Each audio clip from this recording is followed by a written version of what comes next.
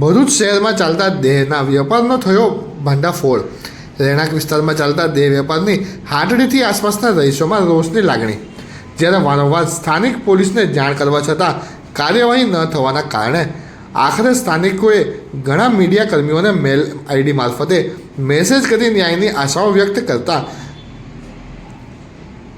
મીડિયાએ પણ ડમી ગ્રાહક મોકલતા મીડિયાના સ્ટિંગ ઓપરેશનમાં દેહ વેપાર ચાલતા હોવાનો પર્દાફાશ થઈ ગયો હતો। 5 દિવસ પહેલાં મેલ આઈડી પર એક મેલ આવ્યો હતો, જેમાં ભરૂચ એ ડિવિઝન વિસ્તારમાં કસક ગન્નાળા પાસે મોટા પાયે દેહ વેપાર ચલાવવામાં આવી રહ્યો હોવાના આરોપ લગાવવામાં આવ્યા હતા અને વિસ્તારમાં ચાલતા દેહ વેપારના કારણે મોટા પાયે ચાલતી ગ્રાહકોની અવરજવરથી આસપાસના રહીશો ત્રસ્ત થઈ ગયા હતા। સાથે સ્થાનિક પોલીસને વારંવાર ગેરકાયદેસર પ્રવૃત્તિની જાણ કરવા છતાં પણ કાર્યવાહી ન થતાં આખરે મીડિયાનો સહારો લેવો પડ્યો હતો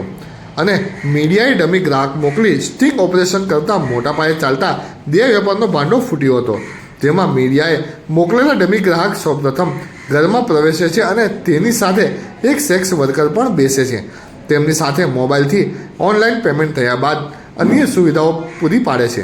અને આ સમગ્ર સુવિધા અંગેનો વિડીયોના મોબાઈલમાં સ્ટિંગ ઓપરેશન કરવામાં આવ્યું હતું, જે સ્ટિંગ ઓપરેશન હાલ ઉચ્ચ અધિકારીઓ સુધી પહોંચાડવામાં આવ્યું છે અને હવે પોલીસ પાસે દેહના વેપાર ઉપર રેડ પાડવા માટેનું મુહૂર્ત ક્યારે નીકળે છે તે એક ચર્ચાનો વિષય બની ગયો હતો। અત્રે ઉલ્લેખનીય છે કે સ્થાનિકોની વારંવાર રજૂઆતો છતાં ભરૂચ એ ડિવિઝન પોલીસ દેહ વેપાર બંધ કરવામાં સદંતર નિષ્ફળ નીવડી હોય, જેના પગલે મીડિયાએ કરેલા સ્ટિંગ ઓપરેશન સાથે સમગ્ર રેલો જિલ્લા પોલીસ વડા મોહિત ચાવડાને પણ વોટ્સઅપ મારફતે તથા ડીવાયએસપી CK પટેલને પણ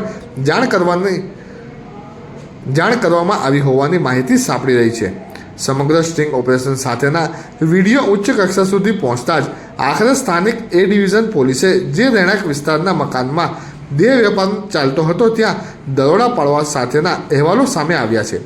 જેમાં સેક્સ વર્કરો અને ગ્રાહકો પણ મળી આવ્યા હોવાની માહિતી મળી રહી